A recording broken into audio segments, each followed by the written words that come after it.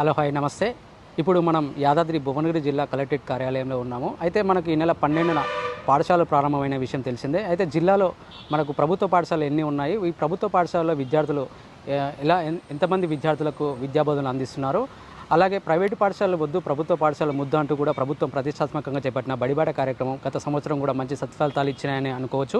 అయితే ఈ సంవత్సరం కూడా ఎలాంటి సత్ఫలితాలు ఇచ్చాయి, జిల్లాలో ప్రభుత్వ పాఠశాలల బలోపేతానికి ఎలాంటి కృషి చేస్తున్నారు, మనం ఇప్పుడు జిల్లా విద్యాశాఖ అధికారి నారాయణ గారితో ఉన్నాము.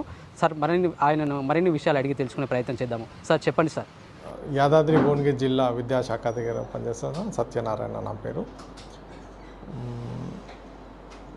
జిల్లాలలో మొత్తం 658 స్కూళ్ళు ఉన్నాయి. గత సంవత్సరం ఒక 62 స్కూళ్ళు మూతబడి ఉండే.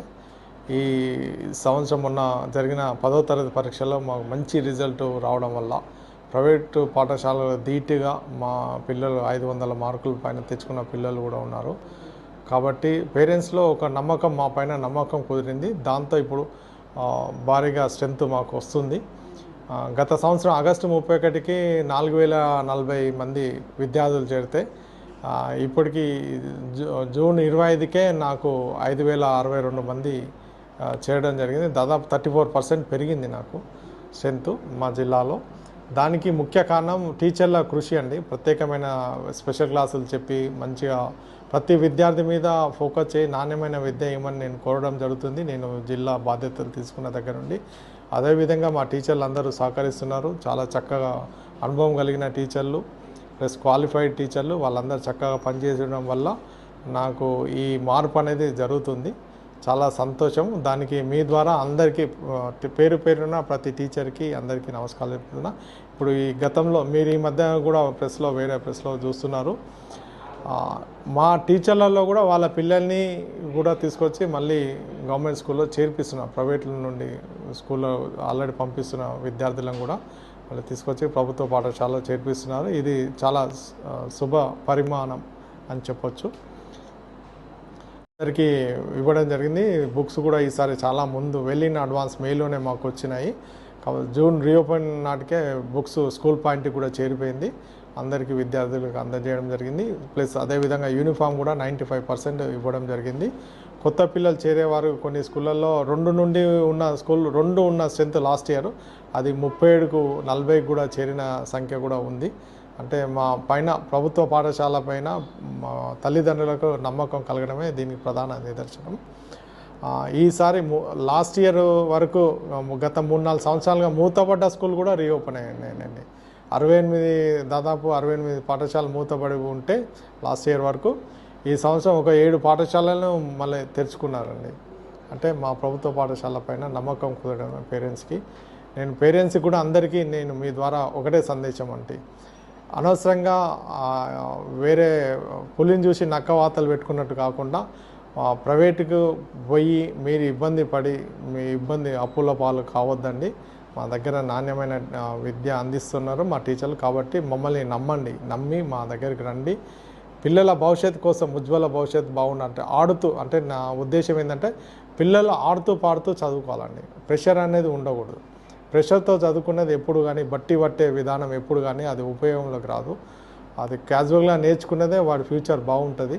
మీరు ఆ ఫీజులు కట్టేది మీ దగ్గర వాళ్ళ పిల్లల అకౌంట్స్లో వేసుకొని ఫ్యూచర్ ఇంజనీరింగ్ MBBS చేయాలనుకున్నా అప్పుడు చాలా లక్షల రూపాయలు అవసరం ఉంటుంది. కాబట్టి అప్పుడు ఉపయోగించుకోండి ఆ డబ్బులని.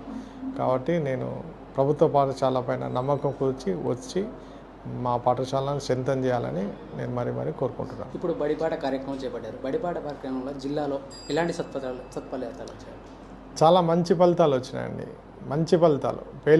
పేరెంట్స్ కూడా వాలంటరీగా కొందరు తిరిగారు. ప్లస్ మా టీచర్లు కూడా డోర్ టు డోర్ తిరిగారు. దాని నిదర్శనమే ఇప్పుడు 5600 మంది పిల్లలు చేరారంటే ఈ రోజు నాటికి 5000 దాని బడిబాట ఒక కార్యక్రమం సక్సెస్ అయిందనే చెప్పవచ్చు. అంటే విద్యార్థులకు ప్రభుత్వ పాఠశాలలో ఎలాంటి వసతులు కల్పిస్తున్నారు? విద్యార్థులకు మాకు స్కూల్లో బుక్స్ ఇస్తాము, యూనిఫామ్ ఇస్తాము. IAB ప్యానెల్స్ అని ఉన్నాయండి. IAB ప్యానెల్స్ అంటే ఇంటరాక్టివ్ ప్యానెల్ బోర్డ్స్. అదంటే టీవీ చూసినట్టు ఉంటుంది. లెసన్స్ అన్నీ అలా SRT ద్వారా డిజైన్ అయ్యి అలా సబ్జెక్ట్ అంతా ఉంటుంది. టీచర్ చెప్పిన దానికి ప్లస్ అది చూడడం వల్ల కూడా పిల్లల మైండ్లో అది గుర్తుండిపోతుంది. దానివల్ల కూడా ఎఫెక్టివ్ రిజల్ట్ వస్తుంది, పిల్లలకి గుర్తుండిపోతుంది ఎప్పటికీ. ప్రైవేట్ పాఠశాలలో కూడా ఆ ప్యానెల్స్ లేవండి మా గవర్నమెంట్లో ఉన్నట్టు. అంటే ప్రైవేట్ పాఠశాలలు వద్దు, ప్రభుత్వ పాఠశాలలు వద్దు అని అంటున్నారు. సరే, విద్యార్థుల తల్లిదండ్రులకు బలంగా ఏం భరోసా కల్పిస్తున్నారు? ఆల్రెడీ నమ్మకం ఏర్పడ్డదండి. నేను కల్పించడం కాదు, చాలా పాఠశాలలో విద్యార్థులని చేర్పిస్తున్నారు. ప్లస్ ఒక అమ్మాయి అయితే వీడియో నేను చూశాను పోచంపల్లిలో, తానే పేరెంట్స్ని ఒప్పించి స్వయంగా స్కూల్కి వచ్చి అడ్మిషన్ తీసుకుందండి. అది నమ్మకం కలగడమే.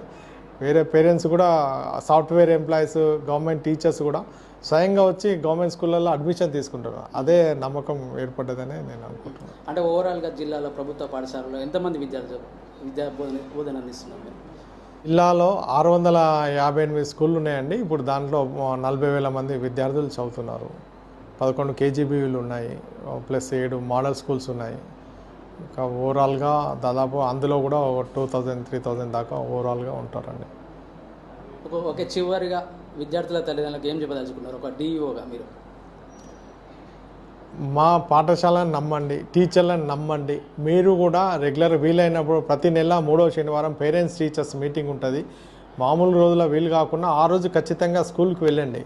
వెళ్ళి మీ విద్యార్థులు మీ పిల్లలు ఏ విధంగా చదువుతున్నారు అనేది అబ్జర్వ్ చేయండి.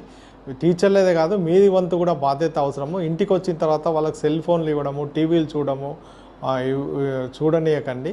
ప్లస్ వాళ్ళని చదువుకోమని ప్రేరణ చేయండి. ఈ రోజులలో ముఖ్యంగా వాల్యూస్ అనేది ఇంపార్టెంట్ అండి. పేరెంట్స్ని గౌరవించడం, టీచర్లను గౌరవించడం, పెద్దలను గౌరవించడం చాలా అవసరము.